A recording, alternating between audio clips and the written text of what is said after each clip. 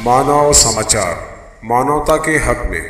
आज तकरीबन 4:55 पर मुझे गिरना नदी से फ़ोन आया। अन्नू पीटर साहब का, मानव समाचार के जो डायरेक्टर है, उन्होंने मुझे फ़ोन किया कि गिरना नदी में एक छोटा बच्चा इस तरफ नहाते हुए, इस तरफ उसने सूर्य मारे और नहाते हुए इस तरफ पलट कर एक किनारे पत्थर पे खड़ा है। उसकी हिम्मत नहीं हो रही आने की और वो बहुत ज़्यादा रो रहा है और घबरा रहा है। उसके साथ एक और लड़का था जो उसे नहाने ले गया था, तो दोनों वहीं पर मौजूद थे। फिर मैंने फ़ौरन फायर ब्रिगेड की गाड़ी लेकर और हमारे कर्मचारी लेकर मौके वारदात पर पहुंचा और जब उसे देखा तो वो जिस तरफ से केटीवेयर बंधारा है, अपना बंधारे की तरफ उस साइड उसने उंगली मारी। मारने के बाद वो पानी के प्रेशर से इस तरफ आ गया, नीचे गिर गए, उधर किनारे लग गया पत्थर के लग।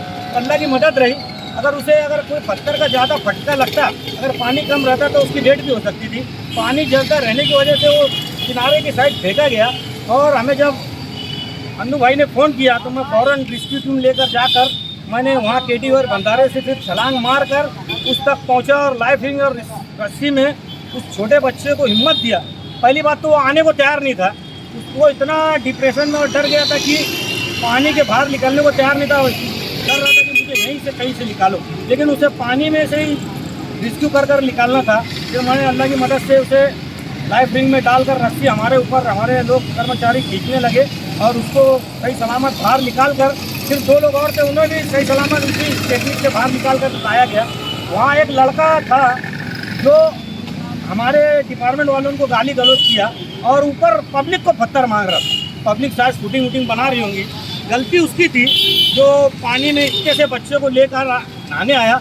आप देखेंगे नाबालिग लड़का है, 12-13 साल का बच्चा है और वो इतना ज़्यादा डिप्रेशन में था कि अगर वहाँ ज़्यादा पानी होता जहाँ पत्थर खड़े होने की जगह नहीं रहती तो शायद वो बह भी सकता था, और बहता तो तकरीबन 2-3 दिन उसको सर्च करना पड़ता था। मेरा ये बोलना है, सरपरस्त अपने बच्चों पर ध्यान देते नहीं। आज एक बच्चा छोटा अगर सही वक्त पर रहते, अन्नू भाई फ़ोन नहीं करते फायर ब्रिगेड पे मुझे, तो वो कहीं ना कहीं हादसे का शिकार हो जाता।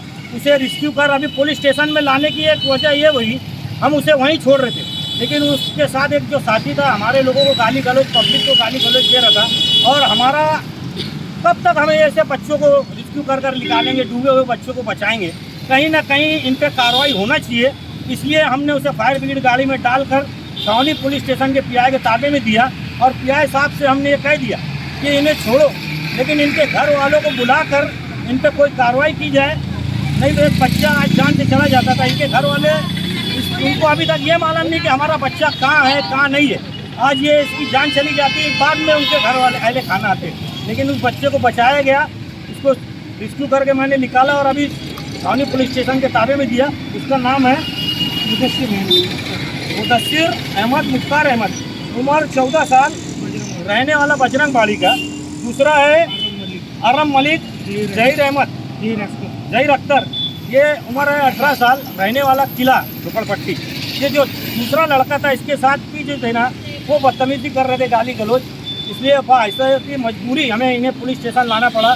और अब जो भी पानी में नहाता स्टन करता पकड़ा जाएगा तो फायर ब्रिगेड के हमारे ताबे में आएगा तो हम उन्हें पुलिस स्टेशन के ताबे में देंगे, क्योंकि हम शहरियान को अपील करके थक गए हैं।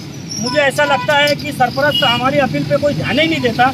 हम जब भी कोई डूबता है, कोई हादसा होता है तो हम आते हैं, आपके माध्यम से बाइक दे देते हैं और ये बच्चे घर चले जाते हैं। तो कहीं ना कहीं मेरे हिसाब से इन पर कार्रवाई होना ज़रूरी है। अब जो कोई भी पकड़ा जाएगा हमारे फायर ब्रिगेड की टीम में, कोई नहाता हुआ या किसी को रेस्क्यू कर निकालेंगे तो उसे हम पुलिस के ताबे में देंगे। पुलिस उसके बाद क्या कार्रवाई करती है ये पुलिस के ताबे में दिया जाएगा।